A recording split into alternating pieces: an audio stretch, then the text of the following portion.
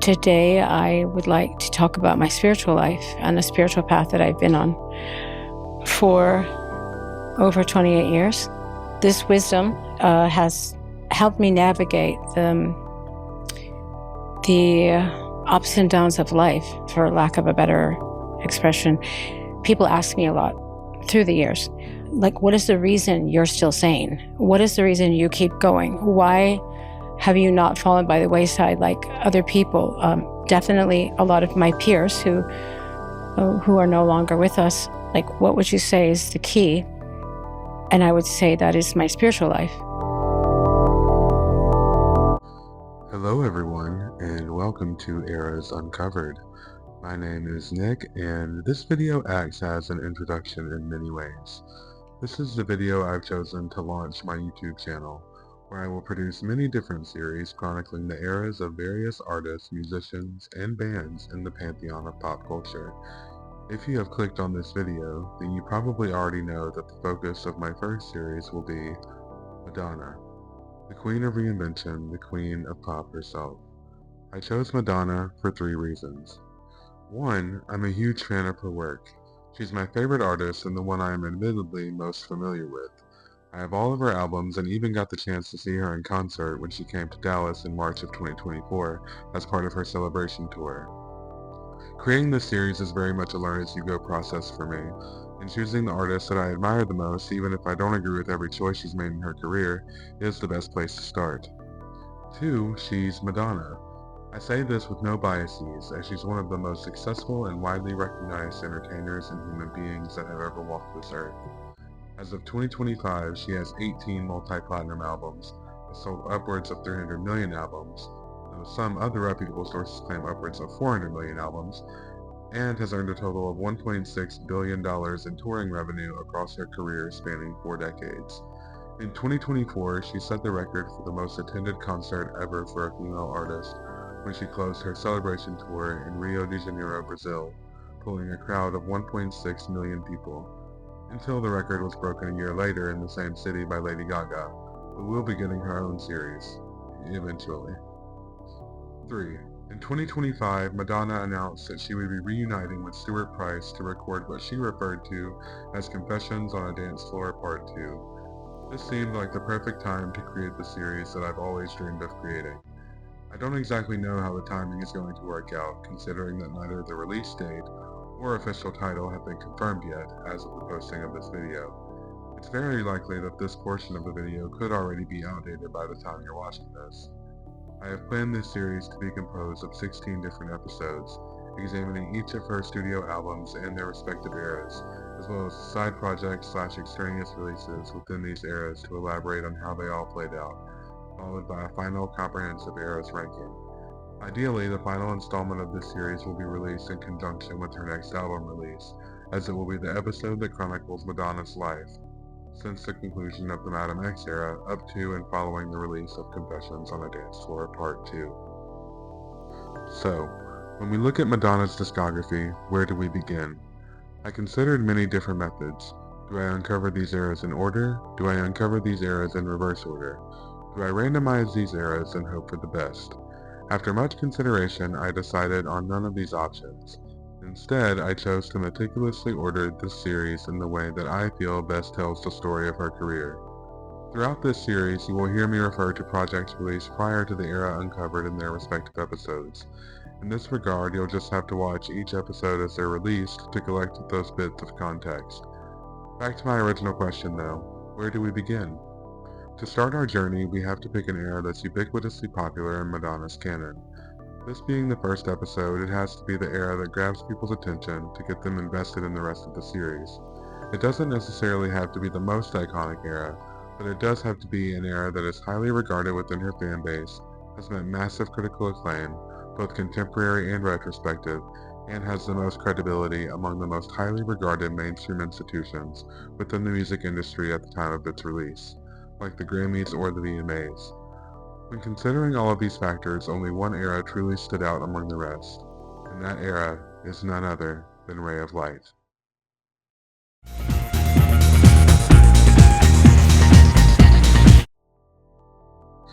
The year is 1997. Madonna has just garnered a hefty amount of critical acclaim for her turn as Eva Perón, the former First Lady of Argentina, in the film adaptation of Andrew Lloyd Webber's Evita. So much acclaim, in fact, that Madonna has won her first Golden Globe Award for acting. If you don't already know, assuming you clicked on this video without somehow ever having heard of Madonna, her film career at this point had been met with, at best, warm indifference and at worst, complete revile. The fact that Madonna won a major industry award for her performance was indicative of a major shift in her public perception, which had been rocky for pretty much the entire decade at this point. At the time, there were rumors that Madonna was even being considered for an acting nomination at the Oscars. This wouldn't come to pass, however, as the award for Best Actress that year went to Frances McDormand for her performance in Fargo, and Madonna was not among the nominees. She did perform at the ceremony that year, doing a rendition of You Must Love Me from the film, which did win the Oscar for Best Original Song, marking the second time Madonna had performed a song with such distinction. She wasn't eligible to receive the award for herself because she did not have writing credits on this song or the one that came before. All of that to say, Madonna was riding a wave of success she hadn't seen since the very beginning of the decade. She was already one of the most famous women in the world and had long since achieved icon status. It's important to remember that at this time Madonna still held the record for the most #1 hits in the US. In April of this very year, the University of Amsterdam announced that it would be teaching a course on Madonna's music and film career. At the University of Amsterdam, students pack this lecture hall to study the classics. But in this case, it's more like the greatest hits, because these scholars are all cramming in Madonna 101. Material Girl, we have a kind of direct relation with Madonna. The course is the brainchild of two young professors who decided it was okay to take a serious look at what many academics see as the frivolous life of a pop star. She changes her image, she changes her voice, she changes her musical style, everything, and that's very typical of Madonna. Prior to 1997 and during the filming of Evita, Madonna became pregnant with her first child, born in the latter half of 1996, and was in the midst of a spiritual reawakening going into the initial studio sessions for what would eventually become Ray of Light. Madonna discovered Kabbalah, a form of ancient Jewish mysticism that seeks to understand the nature of God, the universe, and the human soul. Now, I'm going to, as briefly as I can, cover the core of what Kabbalah is without trying to make it too complicated, or rather more complicated than this video requires. This belief system explores hidden meanings within the Hebrew Bible and teaches that everything in existence is connected to the divine. The central ideas of Kabbalah include the Ein Sof and the Sphiro. The Ein Sof is essentially the infinite unknowable aspect of God, while the Sphiro consists of the 10 spiritual emanations through which divine energy flows into the world. And it's these 10 emanations that are the core themes of Ray of Light, or rather how Madonna interprets these 10 emanations and how her life experiences up until that point formed these interpretations. The initial studio sessions began in May of 1997 with Babyface, an essential producer for bedtime stories. Madonna's most recent studio album at the time yielded her most successful chart hit in the US, Take a Bow. According to a 1998 interview with Babyface for Spin magazine, he essentially stated that the sessions weren't as satisfactory as Madonna would have liked. They had a very similar vibe to Take a Bow, and she was eager to repeat the same results, just with a different sound and sonic direction. She realized that to maintain a cultural relevancy at that point in her career, she would need to take a different approach to recording altogether, so the tracks were ultimately left off the album. Also during this time, Madonna and Carlos Leon, Lourdes' father, separated. Their separation would go on to influence her lyrical output in the coming months. So here's Madonna, charting brand new territory as a mother, an artist approaching 40, and a woman in an industry evolving at a rapid rate that historically hasn't always been kind to women. Enter William Orbit. If Madonna was the blueprint for Ray of Light as she is for all of her studio albums, then William Orbit was the architect that built this house Madonna designed from the ground up. Orbit, having previously assembled remixes for Madonna's hits Justify My Love and Erotica, had not actually met her until they were introduced by Guy Oseary, chairman of Maverick Records, Madonna's record label, in May of 1997. Over the next 6 months, these two would create what would become the final product we know today, and in February of 1998, Ray of Light was released to the world. Because I hate wasted time. As well we know. You see, it's this way.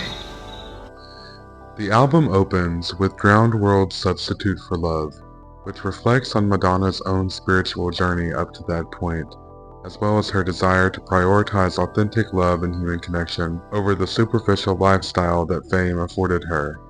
The opening lines echo this sentiment when she says, "I traded fame for love without a second thought. It all became a silly game, some things cannot be bought. I got exactly what I asked for, wanted it so badly. Running, rushing back for more, I suffered fools so gladly. And now I find I've changed my mind." Here we find a Madonna mourning the long-lost potentiality of a life without the burdens of fame and materialistic pursuit. A lot of things were happening at this point in time which shaped Madonna's perspective on the matter. In August of 1997, Diana, Princess of Wales, whom Madonna met once but only briefly a few years prior, had succumbed to injuries from a car crash caused by the ravenous Parisian paparazzi. Before I introduce the next band, I just would like to take a moment to talk about what happened to Princess Diana. I'm not going to stand up here and rant and rave about the paparazzi or the irresponsible behavior of the editors of all the tabloids, because even if they never change, there's still something that all of us can do. It's time for us to take responsibility for our own insatiable need to run after gossip and scandals and lies and rumors.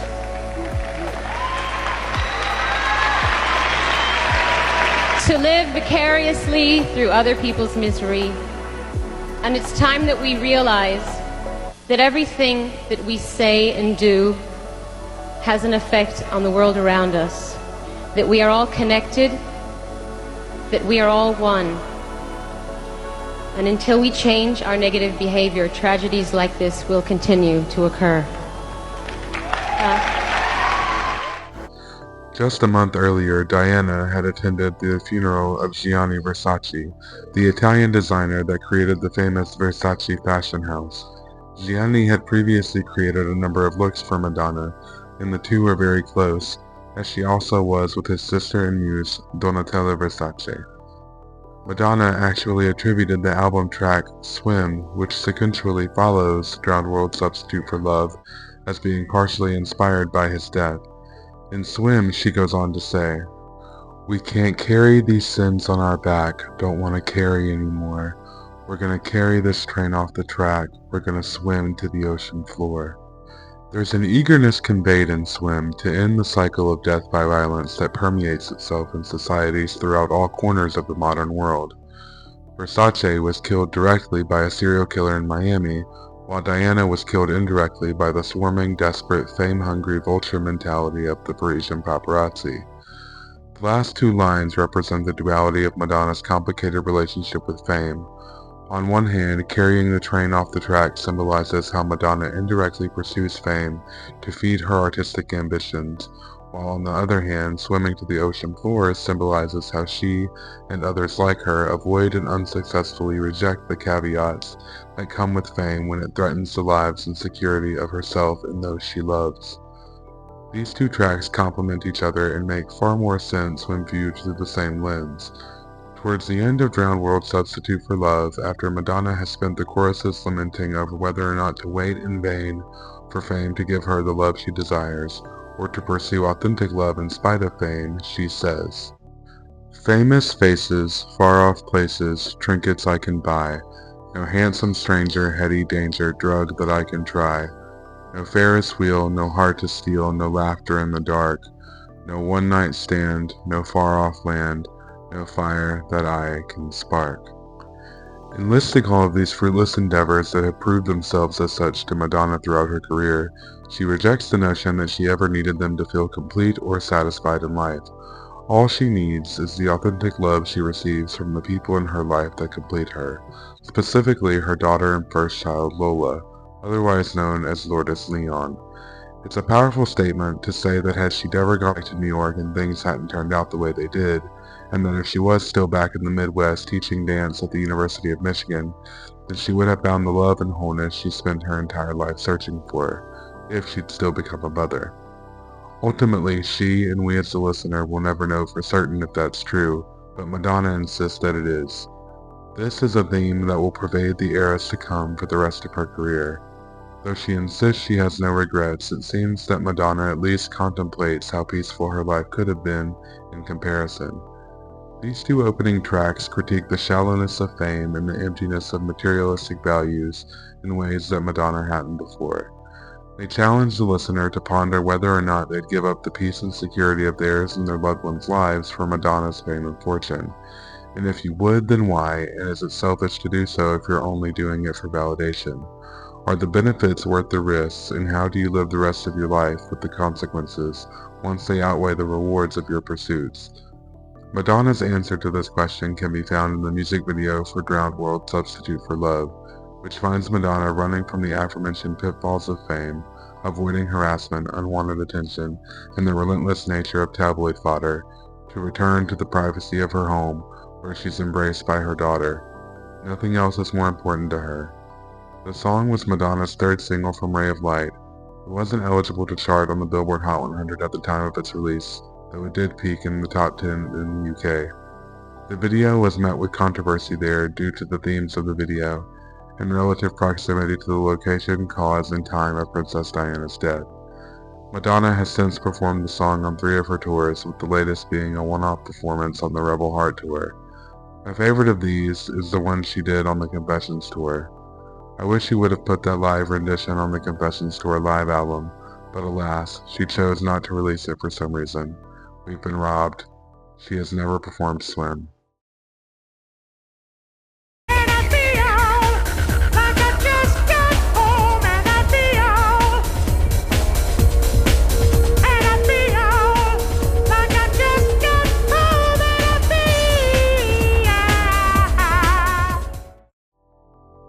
The third sequential track, second single, and title track from the album is, obviously, Ray of Light. This track has the distinction of being the most performed song from the album, even almost 30 years later. Personally, my favorite performance of the track was the one she did on the Oprah Winfrey Show. The one where she does that arm-waving thing. If you haven't seen it, please go watch it because it's her most impressive live vocal performance she's done in her entire career. In preparation for her role in Evita, Madonna took voice lessons for the first time, and it shows here. According to Madonna, and I'm quoting her directly, she found an entire section of her vocal range she hadn't utilized before. The song itself is based on a composition called Saffron, originally written by English folk duo Curtis Muldoon. Zephyr in the sky at night, I wonder, do your tears of mourning sink beneath the sun? The duo consists of Dave Curtis and Clive Muldoon. They have writing credits on Ray of Light for their contributions. I have listened to Saffron and found it quite interesting to see where Madonna's interpretation strayed from the original. The lyrics of the opening verses and chorus are ripped straight from the source material, while the rest, for the most part, is an original creation from Madonna. I think both versions have merit, but Madonna's is the only one I'd seek out to listen to personally. When interviewed, Madonna explained that the song was about her renewal of perspective and spiritual clarity, the freedom that comes with shedding the ego and realizing how insignificant each of us are in the bigger picture. The music video sees Madonna standing in front of various landscapes moving at supersonic speeds behind her, while she herself is donned in a denim jacket and Chloe jeans with a sequin belt. Her hair in the video appears just as it does on the album's cover photo. It's this silhouette of Madonna that people generally associate with the era as a whole. There's a trend to be found among each of Madonna's eras that I call the definitive silhouette, as you'll see throughout the rest of the series. and it's a trend that many of her contemporaries, wannabes, and prodigies would adopt during their era cycles as well. The video was directed by award-winning director Jonas Ackerlund. It won Madonna her third Best Female Video and first Video of the Year VMAs, as well as 3 other wins in technical categories. It's her most awarded song from her discography at the VMAs. Side note, can you believe that Madonna didn't win Video of the Year until 1998? Sure, she'd been nominated before and was even the Video Vanguard recipient back in 1986, but still. And it's not as if MTV didn't give her recognition, they did. I just thought she would have won it for Like a Prayer, Express Yourself, or Vogue. But we'll get to those eventually. I have also seen it said how important it is to consider that the market for music videos was just way more saturated in and prior to 1998 as well. So there's that. Let me know what you guys think. Should Madonna have won Video of the Year prior to 1998 for something else? This era holds the distinction of garnering Madonna her most Grammy nominations and wins. She was nominated for 5 and won 3, with 2 of them going to this song alone. It peaked in the top 10 of the majority of the countries it charted in, and is her highest debut on the Billboard Hot 100, having charted at number 5 in its first week of eligibility. It could be argued that, on paper, this is Madonna's best song. Candy Perfume Girl was co-written by Madonna with William Orbit and, interestingly, Susanna Melvoin. If you don't know who that is, she's a former muse of Prince that inspired him to write Nothing Compares to You. She did a lot of backing vocals on Prince deep cuts throughout the 1980s and is the sister of Wendy Melvoin from Prince and the Revolution, as well as Jonathan Melvoin, a former touring keyboardist for the Smashing Pumpkins. It was actually his overdose and death that inspired his sister Susanna to co-write Candy Perfume Girl with Orbit. She didn't receive a proper writing credit until later, or any compensation at all for her contributions to the song, though she maintains that she doesn't hold any ill will towards Madonna, but that she would have less financial difficulty if she'd received proper publishing. The song was performed on the Drowned World Tour in 2001, during the Punk Girl segment, where Madonna plays guitar and sings while a punk-dressed contortionist interpretive dances on stage. As of 2025, it has not been performed again since this tour. The following track, Skin, is a call and response to the aforementioned Candy Perfume Girl. Where the previous track was about the desire for intimacy with the young velvet porcelain boy, Skin is the summation of her seduction efforts where she ultimately succeeded. The track was originally called Flirtation Dance while it was still in its infancy. It was co-written with Patrick Leonard, who previously collaborated with Madonna on other substantial projects, including the majority of Like a Prayer. These 2 songs represent another duality, the gift of life and the process of creation. In my opinion, this song is the most negligible part of Ray of Light. I know some people love Skin, but at least for me, it's a skip. And I don't really have much else to add to the conversation about it, except that it's never been performed live. Sorry, Skin.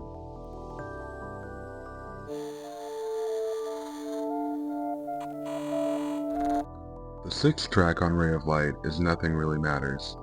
This song holds a unique place in Madonna's discography. On one hand, it remains her lowest charting single on the Billboard Hot 100, peaking at number 93, and was the single that closed out the Ray of Light era as far as the album material goes. We'll get there. On the other hand, it's responsible for one of her most iconic fashion moments ever. For the music video and performance of the single at the 1999 Grammy Awards, Madonna donned a red kimono by Jean-Paul Gaultier, who previously designed various other outfits for her during previous eras. I loved this look for Madonna.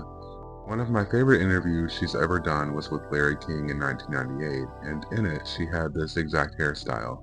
When you're famous, you don't know what you're getting yourself into, and you don't know until you're in the middle of it what you've sort of asked for. What's the worst thing about it? The worst thing about being famous? I think it's what everybody says, the lack of privacy and the idea that you're not really allowed to make mistakes and everything that you do is viewed under a microscope. So therefore, do you hide? Well, as say Mr. Presley did? He hide? He hid? Well, he hid. Jackie Gleason told him, don't hide or you're going to be lonely. Go out. No, I don't hide. I definitely don't hide. I mean, I go out. I go for walks. I go to the theater. No, I just, Do you like or not like being recognized? If I have a pimple, I don't want to be recognized. I mean, really, it depends on the mood I'm in. Sometimes you want to go for a walk and you don't want to be watched. You just want to be anonymous and blend in. Especially when I travel, I feel that way, because I can't really go out and see a city the way other people can, and I miss out on a lot. You can't be a tourist. Yeah. I like to be the watcher, not the watchee. What's the best thing about it? Free clothes. I think she may have been filming the music video or something during the same time. I just think it's funny because every time I see Madonna with that haircut, it reminds me of how loud her Gucci jacket was throughout the whole interview. Free clothes. Yeah, it's great. The music video was directed by Johan Rink and heavily inspired by Arthur Golden's 1997 novel, Memoirs of a Geisha. Madonna even plays a geisha in the video and is seen swaddling a plastic bag full of water, which was meant to represent a source of new life and her shift of perspective since the birth of her daughter. I didn't realize how universally recognized this look was in Madonna's canon until I saw the episode of RuPaul's Drag Race where they had a Madonna runway competition and like 4 of the queens came out in kimonos. Like, come on y'all. I mean, yes, it's iconic, but still, you had so many things to choose from. The visuals for the song also partially inspired the creation of the Silent Hill 2 video game. Outside of the Grammy Awards performance, the only other time the song has been performed was on the Celebration tour when she used it to open the show. This was the first Madonna song I ever heard live, so it holds a very special place in my heart. Glad she pulled it from her repertoire, and it's such a flex to open your first greatest hits tour 40 years into your career with your lowest charting single and still have it be universally loved and adored within your fan base. It wasn't performed on the Drowned World tour. I couldn't really find any concrete info on how people felt about its exclusion at the time of the tour, but I did see some retrospective comments online where fans said they were confused why it wasn't included considering there was an entire geisha segment in the show, and Madonna was seemingly obsessed with Memoirs of a Geisha at the time. I saw one theory that said the song was just too difficult to sing live each night, so she chose not to utilize it at all. Madonna had also been heavily lobbying either for a chance to star in the novel's film adaptation or to at least be included on the soundtrack. I've seen numerous sources that claim both, though this ultimately would not come to pass as the film would not be released until 2005, and Madonna had already moved on by that time period. As for the song itself, the lyrics express Madonna's sentiment that the love she shares with her child is the only thing that matters to her on this earth. There was an effort made here by Madonna to shed the moniker of the material girl that she'd come to be known as. Her approach to songwriting was more mature, more ethereal, more transcendent. It would also follow the trend of being part of a duality with its neighboring track.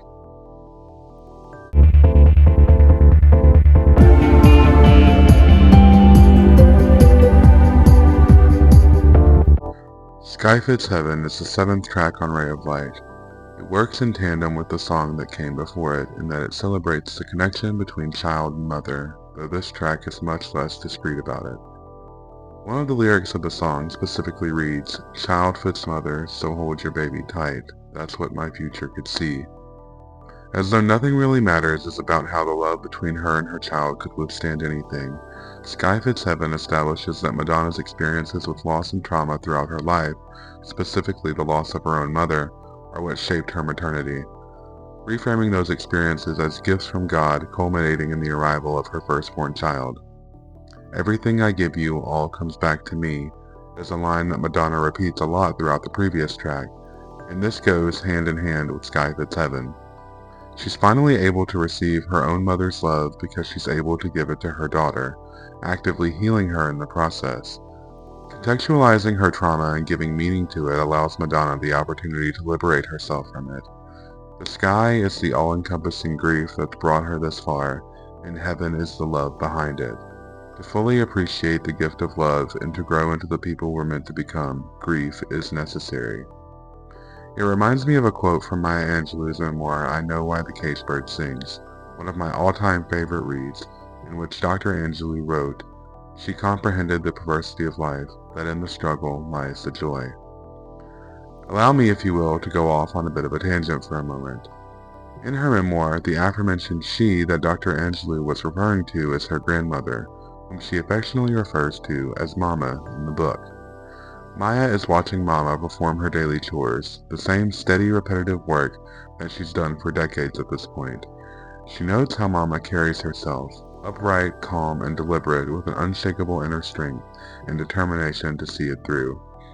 Maya begins to understand that Mama's strength comes from accepting life as full of hardship, but instead of resisting that truth or resenting it, Mama embraces it. This is the moment where Maya sees her grandmother as not just a caretaker, but also a woman who has carved out her own strength and pride in a hostile world that she refuses to let steal the grace in which she carries herself. Madonna lost her mother when she was 5 years old and often spoke about the emphasis of growing up without her wisdom to guide her.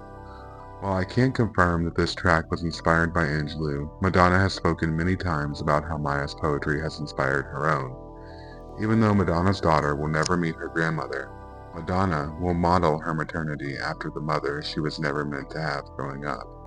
Fate fits karma, so use it. Sky fits heaven, so fly it. This is my favorite track from Ray of Light.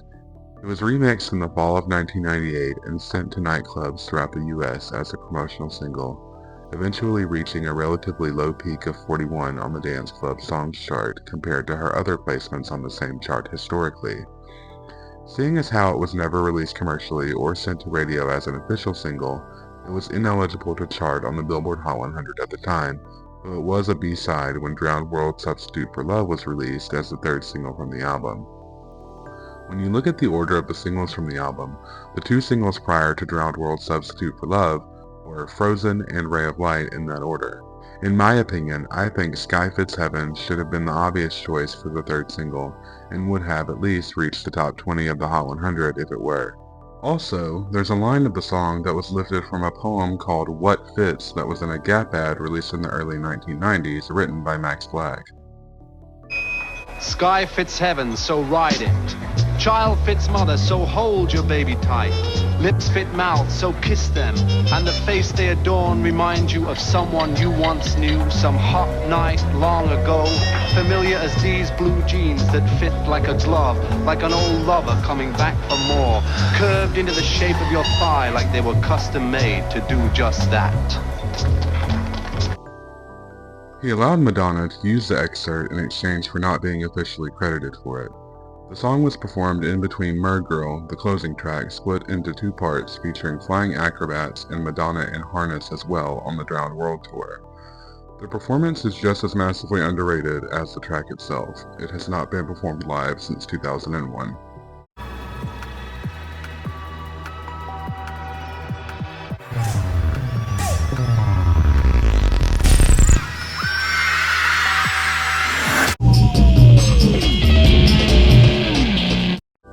Inspired by Madonna's study of Buddhism, as well as her daily practicing of Ashtanga Yoga, the 8th track from Ray of Light is Shanti Astanji. The lyrics are a Sanskrit prayer used to open Ashtanga Yoga sessions, sung by Madonna donning an Indian accent over an electronic beat. While there are tracks on other Madonna albums that incorporate various languages and cultural aspects, this is the only one with the distinction of being entirely non-English. I'm obviously not including Spanish covers like Lo que siente la mujer or Veras, as the former was only included on the Mexican edition of Music, and the latter was a B-side for the You'll See single from the Something to Remember compilation. Madonna's initial pronunciation of Shanti Astanji was criticized for being inaccurate, particularly her mispronunciation of Sanskrit. To correct this, she took lessons from Sanskrit scholars, and by the time the song was performed live, her pronunciation had significantly improved and was met with approval. The song was performed with the album's title track at the 1998 MTV Video Music Awards, where she was joined on stage by Lenny Kravitz, who had previously collaborated with Madonna in writing and producing Justify My Love. This is the only time Madonna has incorporated the track into a live performance. The English translation of the song reads, "I worship the Guru's lotus feet, awakening the happiness of the self-revealed. beyond comparison, working like the jungle physician to pacify loss of consciousness from the poison of existence, in the form of a man up to the shoulders, holding a conch, discus, and sword, 1,000-headed, white, I bow respectfully. Peace. Where do I even begin with this one? In relation to the previous track, A Prayer That Began a Yoga Session, I would be willing to argue that Frozen is the epiphany born from the clarity of that session, emphasized by the soft present throughout the song.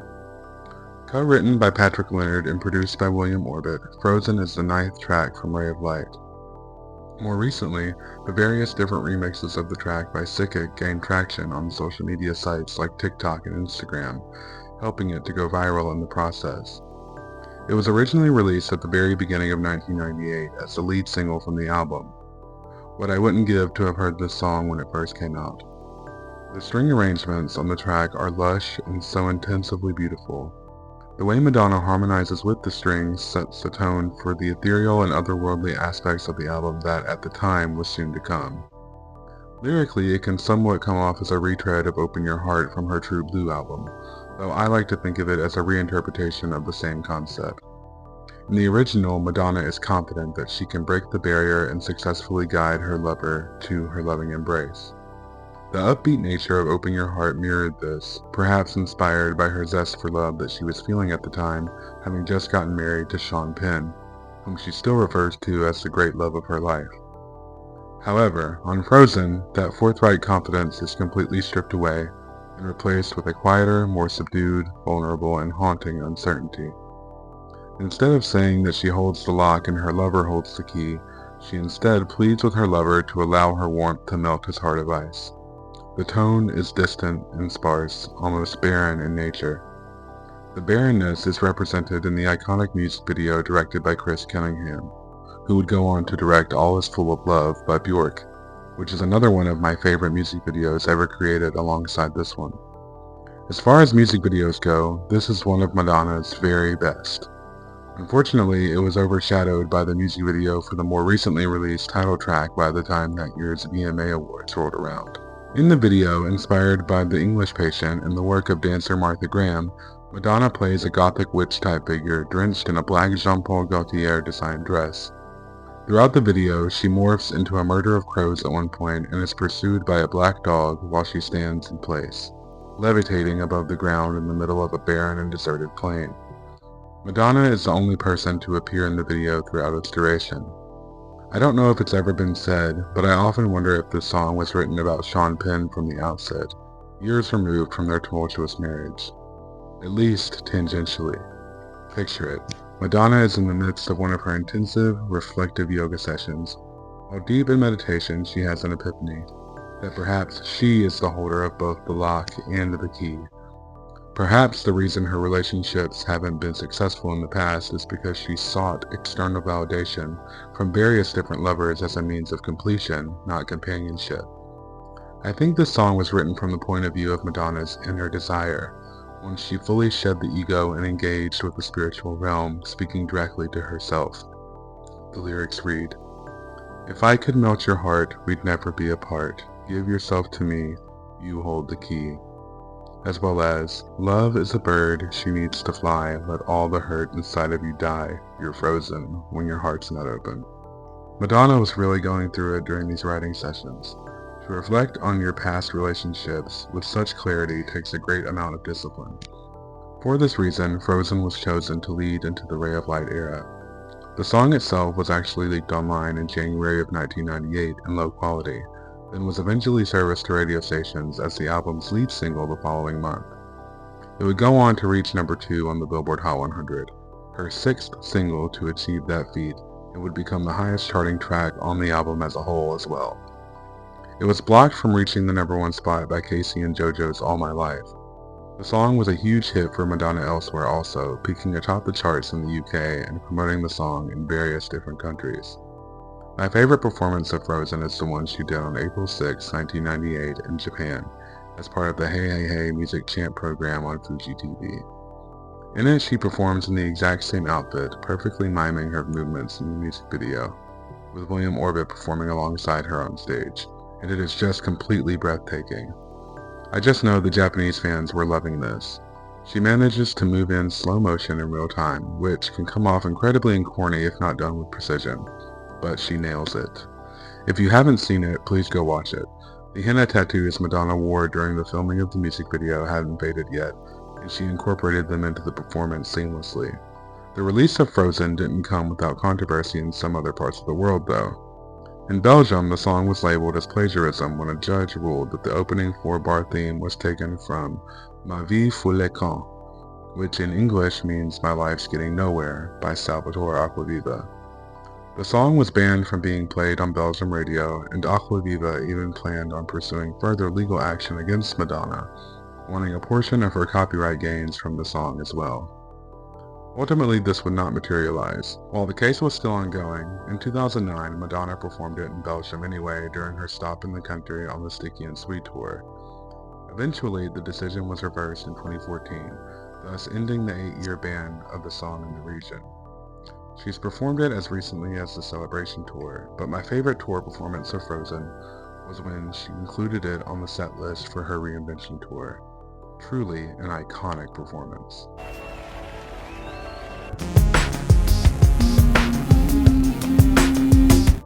Your heart is not open, so I must go. The spell has been broken, I loved you so. Freedom comes when you learn to let go, creation comes when you learn to say no. And as if Madonna came out of her meditational epiphany, putting what she'd realized into practice, she yearns to, and eventually does, leave a cold and emotionally distant lover. I've always called this her Celine song because it sounds like one. Her vocals on this track, along with the instrumentation, are immaculate. I think it's one of her finest vocal performances on any album she's ever done. The music video premiered right before the 1998 MTV Video Music Awards, the same one I mentioned earlier where she won a Video of the Year for the title track. Inspired by older films like The Thomas Crown Affair and Humoresque, the video sees Madonna and her lover, played by Goran Visnich, aka Luka Kovac from ER. He's actually a really good actor. I've only ever seen him from the show where his character Luka was heavily involved with Abby Lockhart, played by the amazingly talented Maura Tierney. Their relationship, though not perfect in the slightest, was one of my favorite aspects of the show, so it's nice to see him here. He's also known for his role in Practical Magic, the film starring Sandra Bullock and Nicole Kidman. Upon seeing the film, producers offered him the role to fill the void left by George Clooney's departure. The two can be seen playing a game of chess before she furiously ends the game by ruining the board, walking along the shore, and presumably meeting some sort of undetermined resolution. Simply put, it's beautifully shot, and even though it did manage to peak in the top 20 of Billboard 100, it remains one of her most stellar and underrated works. The song was used in advertisements to promote Felicity on the WB. Tonight, Scott Foley, Amy Jo Johnson, Scott Speedman, and Kerry Russell. The saga begins. Felicity. And performed live on a few televised occasions to promote the album, but she's never included it on the set list of any of her tours. Understandably so. Don't get me wrong, like I said, I think this song is exceptional, but it doesn't really fit as easily into her live canon as some of her other singles. In the UK, the song was released as a double A-side alongside Little Star to considerable success. And following The Power of Goodbye, we have To Have and Not to Hold, a song that goes hand in hand with the song that preceded it.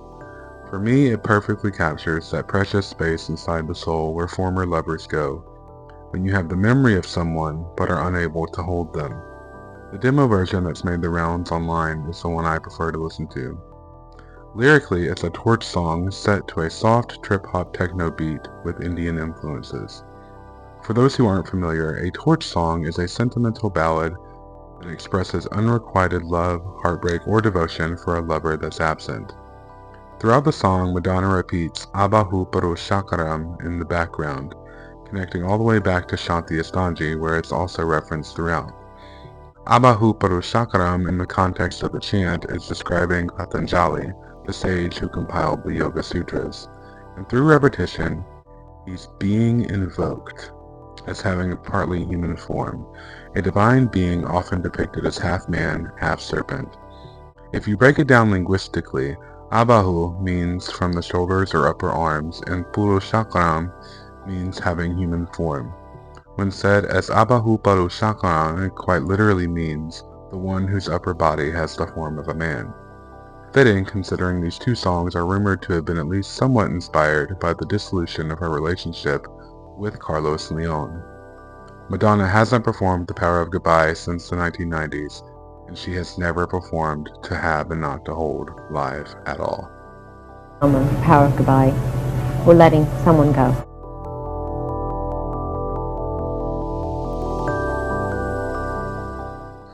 We have reached the final two tracks on the standard track list of Ray of Light. Throughout this video, you may have noticed that outside of the title track, I've grouped every two tracks together and framed them as a duality. Just to recap, Drowned World and Swim represent the duality of fame and influence. Ray of Light stands alone. Candy, Perfume Girl, and Skin represent the duality of feminine and masculine. Nothing Really Matters and Sky Fits Heaven represent the duality of God's divine love for its creation and a mother's love for her child. Shanti, Astanji, and Frozen represent the duality of meditation and contemplation. The Power of Goodbye and To Have and Not to Hold represent the duality of empowerment and abandonment. And now, these two final tracks, Little Star and Mergirl, represent the duality of celebrating in the presence of new life and suffering in the presence of death and trauma. Little Star is a saccharinely sweet lullaby written by Madonna for her newborn daughter.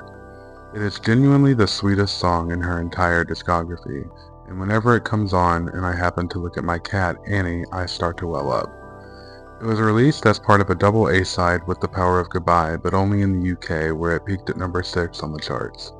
It has the distinction of being the only track from the album without any involvement from William Orbit, but was instead produced by Marius de Vries and written with Rick Knowles. However, Orbit was present during its writing and recording while working on other tracks, loved what he heard transpiring, and gave them their blessing to keep on pursuing their work. Listen to these lyrics. May the angels protect you and sadness forget you, little star. There's no reason to weep, lay your head down to sleep, little star. May goodness surround you, my love, I have found you, little star. Shining bright, you breathe new life into my broken heart. And that's only scratching the surface. I love it. And although the song was written with Lola in mind specifically, Madonna has had 5 more children since then. She will write more songs about motherhood going forward, this won't be the last, but I don't know many other songs that capture the joy of parenthood quite like Little Star. Madonna has performed the song twice, once on the Oprah Winfrey Show in May of 1998, and again on Lourdes' 27th birthday during the Celebration Tour back in October of 2023 while she was in London. Their performance from the Oprah Winfrey Show is really, really good. This is a great example of Madonna as a marketing genius. The primary demographic for the Oprah Winfrey Show throughout its 25-year run was consistently women, particularly those aged 25 to 54, who were often white, middle to upper middle class, and college educated. I miss that show so much, honestly. I have so many memories of watching it with my mom and godmother during the summers. Maybe one day I'll do a retrospective on some of my personal favorite episodes, this one included. Let me know if that's something you guys want to see. But at any rate, yes, Little Star, very sweet and full of joy. Enter Mergirl. After finishing the sweetest, most joyful song in her entire discography, we meet Mergirl, a 5.5-minute spoken word track steeped in melancholia and stark minimalism. I'll read the lyrics aloud and allow you to form your own opinion, so I do urge you to pause this video and go play it in full, preferably with headphones on.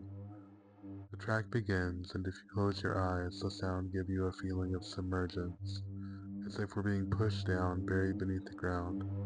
Madonna's voice emerges, speaking in muffled tones. I ran from my house that cannot contain me, from the man that I cannot keep, from my mother who haunts me even though she's gone, from my daughter that never sleeps. I ran from the noise and the silence, from the traffic on the street. I ran to the treetops, I ran to the sky, out to the lake, into into the rain that matted my hair and soaked my shoes and skin. Hid my tears, hid my fears. I ran to the forest, I ran to the trees. I ran and I ran, I was looking for me. I ran past the churches and the crooked old mailbox, past the apple orchards and the lady that never talks. Up into the hills I ran to the cemetery, and held my breath and thought about your death. I ran to the lake, up into the hills, I ran and I ran, I'm looking there still, and I saw the crumbling tombstones, all forgotten names. I tasted the rain, I tasted my tears, I cursed the angels, I tasted my fears, and the ground gave way beneath my feet, and the earth took me in her arms. Leaves covered my face, ants marched across my back, black sky opened up, blinding me. I ran to the forest, I ran to the trees, I ran and I ran, I was looking for me. I ran to the lakes and up to the hill. I ran and I ran, I'm looking there still. And I smelled her burning flesh, her rotting bones, her decay. I ran, I ran, I'm still running away.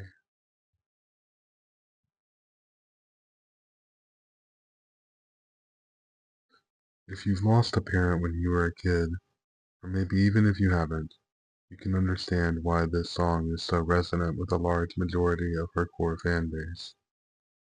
This track is very triggering for me.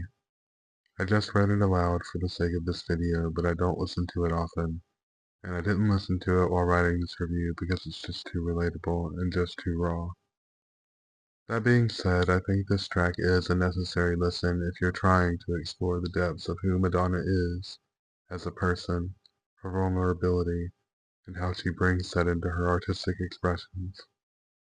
The depths she scratched here are at the core of what psychoanalysts call the mother wound.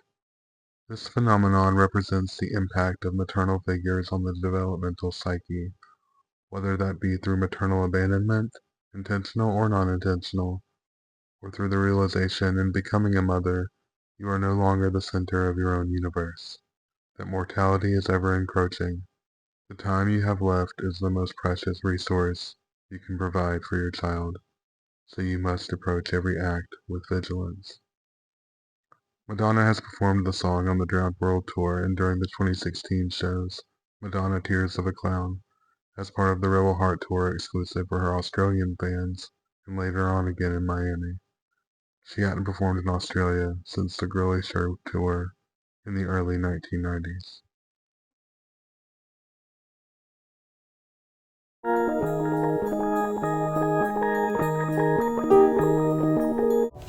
Okay, Ray of Light is complete.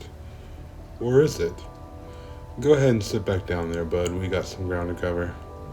By the way, I don't really have a lot to pull from for visuals regarding this bonus track, so I'm just going to throw pictures on the screen taken by David LaChapelle for the July 1998 edition of Rolling Stone to promote the album. The Japanese edition of Ray of Light included an exclusive bonus track called Has to Be. It's exceptional. The softness of Madonna's voice feels so nurtured and warm, and the instrumentation is just so intricate and layered. It really should have been on the album proper. The emotion is palpable, with lyrics that read as treading desperation. It perfectly captures the loneliness that comes with being a strong-willed person, not settling for less because you're afraid to be alone. I'd say it's worth a listen, especially if you enjoyed the back half of the record. What a nice little gift for her fans in Japan on album release day. Side note, collectability culture has always been kind of a huge thing in Japan, and record labels play into that really hard. Many times going forward, you will hear me speak of exclusive tracks on Japanese editions of popular artists' albums. Anyway, it did also get a release on the Ray of Light CD single during the 1990s as well. Madonna released the song on streaming services in 2025 as a part of her re-release deal with Warner Brothers, where it was met with warm reception amongst fans for finally getting an official global release in the streaming era. Of the 5 physical singles released during the Ray of Light era, Has to Be is the only B-side that wasn't a standard album track.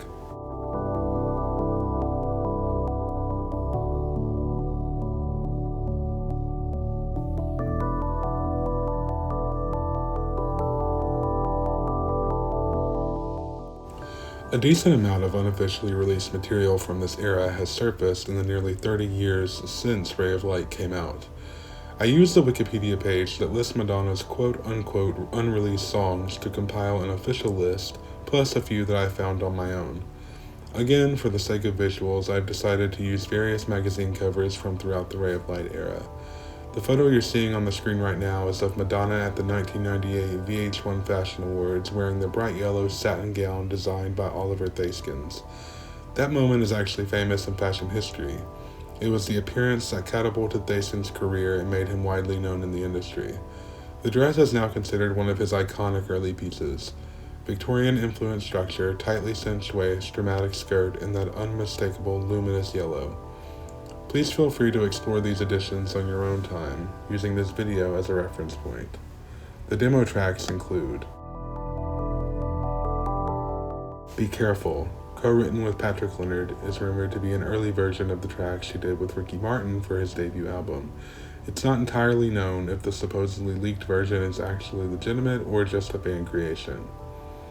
Revenge, one of the earliest demos from the Ray of Light sessions created in 1997 and gained traction, including some radio airplay when it was rumored as being part of then newly announced James Bond and Confessions on a Dance Floor projects, the former in relation to Madonna respectively.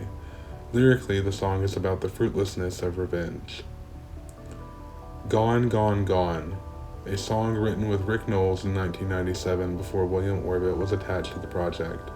After 28 years, the song was officially released to streaming services as part of the Veronica Electronica remix album release, when it topped the iTunes charts in several countries.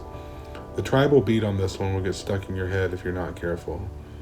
Veronica Electronica was actually considered to be the album title before Madonna decided on Ray of Light instead. It comes from a nickname given to Madonna during studio sessions that formed an alter ego of sorts that she embodied throughout this era. Like a Flower. The demo of this song leaked in 2003 and was later given to Italian singer Laura Pausini for her 2004 album Resta in Ascolto, though retitled in her native language to Mi abbandono a ti, meaning I give up on you.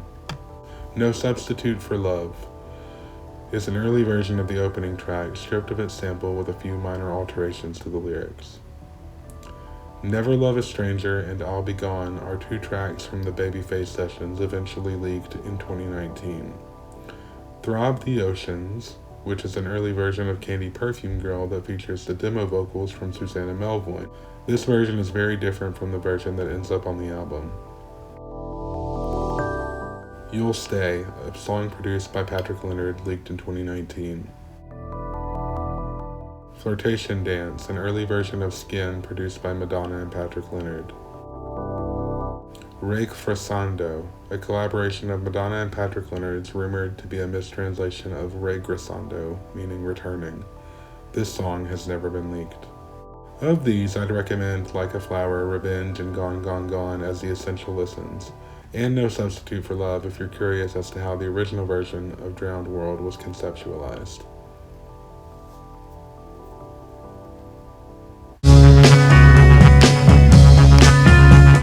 Following the 1999 Grammy Awards, where, as previously mentioned, Madonna received more recognition than she ever had before or has since, she was riding a wave of unparalleled success.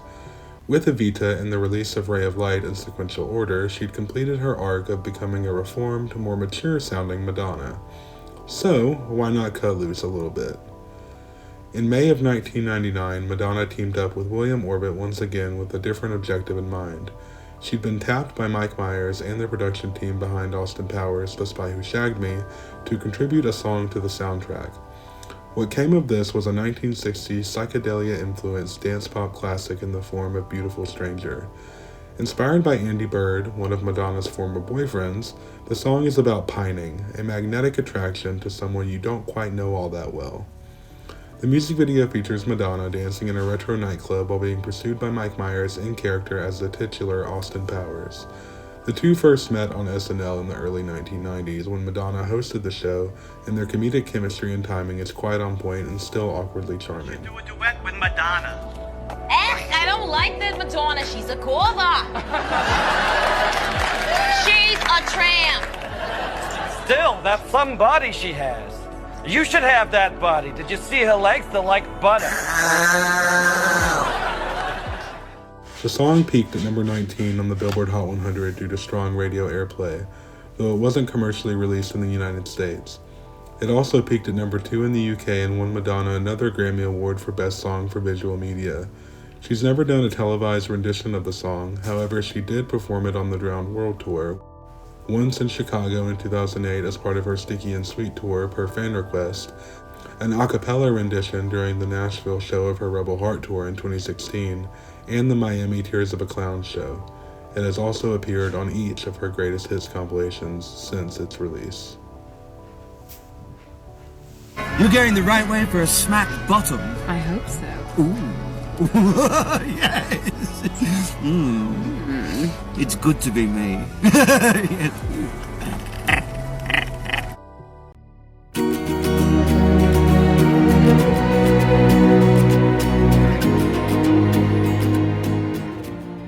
During the Larry King Live interview in late 1998, Madonna revealed that she was focusing on her next film project in collaboration with Academy Award-winning director John Schlesinger, co-starring her real-life gay best friend Rupert Everett, Benjamin Bratt, and Neil Patrick Harris.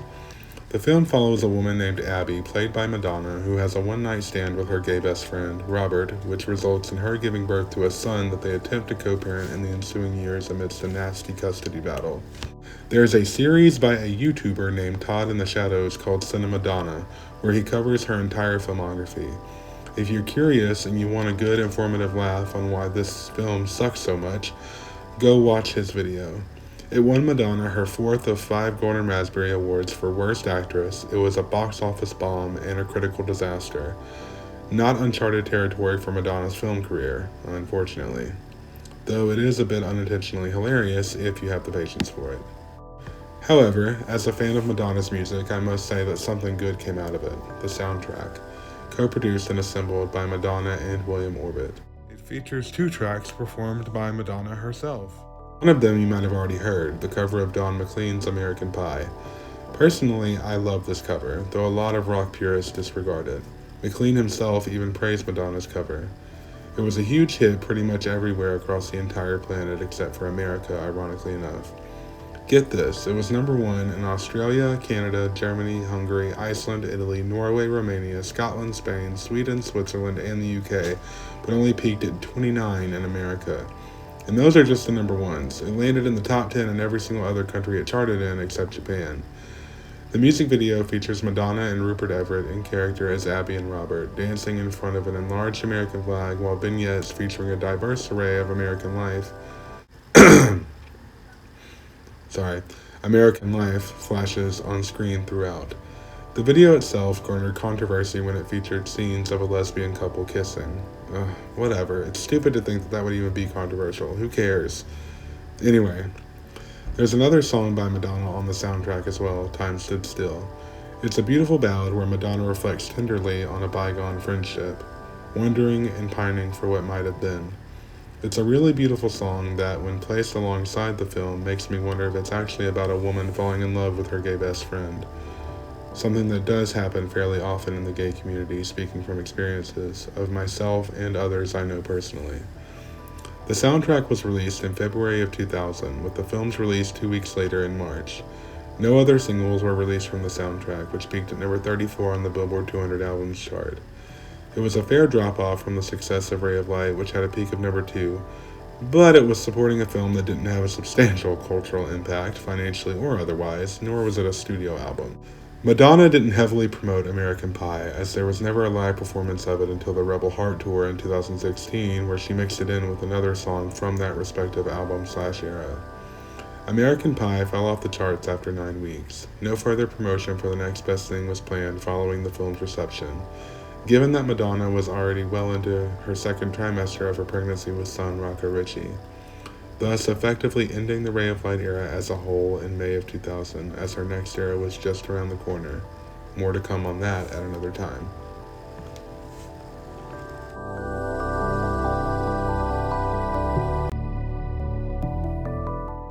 Okay, did I touch on everything? I don't know.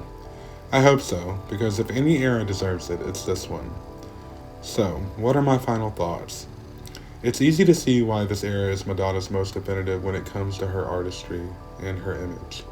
It was huge for her and has been cited as a direct inspiration by many artists. Nelly Furtado has gone on record to say that Ray of Light inspired the creation of Loose, which gave us Promiscuous, Man-Eater, and Say It Right. Adele's 25 is one of the best-selling albums of the 21st century, and guess what? It was inspired by Ray of Light. Hell, it even outsold Ray of Light by a considerable margin. It's been listed on Rolling Stone, NME, VH1, Apple Music, and Pitchfork's Greatest Albums of All Times list. In 2013, Madonna stated in a Reddit Q&A that she felt it was her most fulfilling work she'd ever done. I can't help but wish the album had gotten its own tour. I know Madonna wanted to expand on her film career after having so much success with Evita, but kind of like Bedtime Stories, it came at the expense of not having its own fully realized tour. However, I will say, when we missed out on a tour for Bedtime Stories, we at least got Evita out of it. What did we get out of foregoing a tour for Ray of Light? The next best thing, which, outside of a neat soundtrack, didn't really amount to much. Madonna didn't go back on tour until 2001, and she did promote Ray of Light on that tour, but not as well as I would have liked because it was jointly promoting her 2000 album, Music. In my opinion, those two albums just have wildly conflicting thematic energies. The Drowned World Tour was named after Ray of Light's opening track, but I just don't feel the tour really covered the album's track list well. Only 6 of the album's 13 standard edition tracks got covered on tour, and that did not include Swim, Nothing Really Matters, The Power of Goodbye, or To Have and Not to Hold. In regards to how the tour covered music, you'll just have to wait for my thoughts on that when I uncover the music era. But in regards to Ray of Light, it just felt a bit underwhelming to me. Granted, she hadn't toured for 8 years and had released a bunch of projects since then, so she had a lot of ground to cover, but still. When you look at Ray of Light for what it is, there's no doubt that Madonna reached new heights with this album. And some could reasonably argue she never quite reached these same heights again, or at least not in the same ways or to the same extent. It was a strong end to her run in the 1990s. All in all, the Ray of Light era was a celebration of life, highlighting the necessity of trauma and heartbreak to fully appreciate joy. And Madonna, with the guidance of William Orbit's production, the promise of Kabbalah, and the gift of motherhood, was the master of ceremonies. Traveling through a ray of light, she found redemption.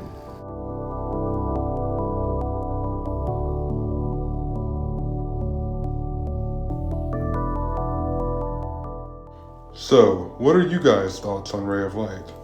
Leave a comment down below and let me know. Check the description box for links and to help contribute to the channel, and please subscribe. From this era to the next, I'm Nick Everett.